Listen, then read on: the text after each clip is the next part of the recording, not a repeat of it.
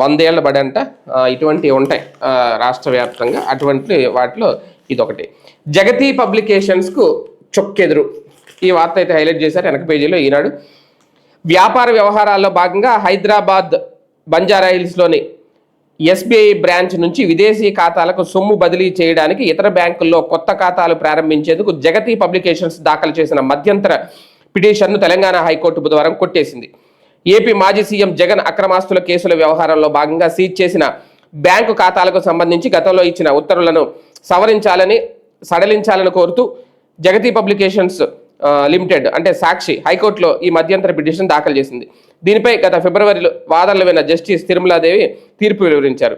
Petitioner తరపున G Ashok Reddy వాదనలు వినిపిస్తూ న్యూస్ ప్రింట్ కొనుగోలు నిమిత్తం దుబాయ్లోని ఖాతాలకు నిధులను బదిలీ చేసేందుకు చూడగా రష్యా ఉక్రెయిన్ యుద్ధం నేపథ్యంలో అమెరికా పెట్టిన షరతుల వల్ల ఎస్బీఐ నిరాకరిస్తోందన్నారు. ఇది వ్యాపార కార్యకలాపాలపై తీవ్ర ప్రభావం చూపిస్తోందని, అందువల్ల బంజారాహిల్స్లోని ఎస్బీఐకి నిధులు బదలాయింపు చేసేలా ఆదేశాలు జారీ చేయాలని కోరారు.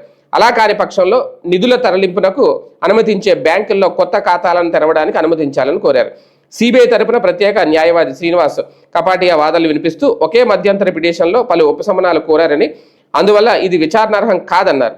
ఎస్బీఐకి ఆదేశాలు జారీ చేయాలంటూ ఇతర బ్యాంకుల్లో ఖాతాలు ప్రారంభించడానికి అనుమతించాలన్న పిటిషన్లో బ్యాంకులను ప్రతివాదులుగా చేర్చలేదు అన్నారు.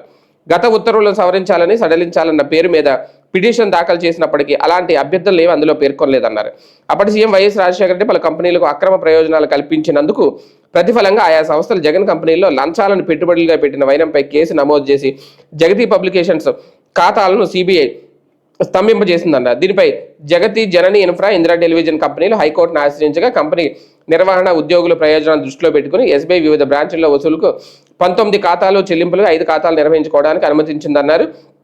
కొత్తగా ఎలాంటి ఖాతాలు ప్రారంభించడానికి వీల్లేదని, సిబిఐ కోర్టులో కేసు విచారణ పూర్తయ్యేదాకా ఇది అమల్లో ఉంటుందని తుది తీర్పు వెలువరించిందన్నారు. దీనిపై అభ్యంతరాలు ఉంటే సుప్రీంకోర్టులో అప్పీల్ చేసుకోవాలని, ఎలాంటి అప్పీలు దాఖలు చేయనందున ఇదే అంతిమని కూడా అన్నారు. మొత్తానికి ఇది జగన్మోహన్ రెడ్డి గారి కంపెనీకి ఒక చుక్కెదురు, ఒక షాక్ అని అనుకోవాలేమో. అలాగే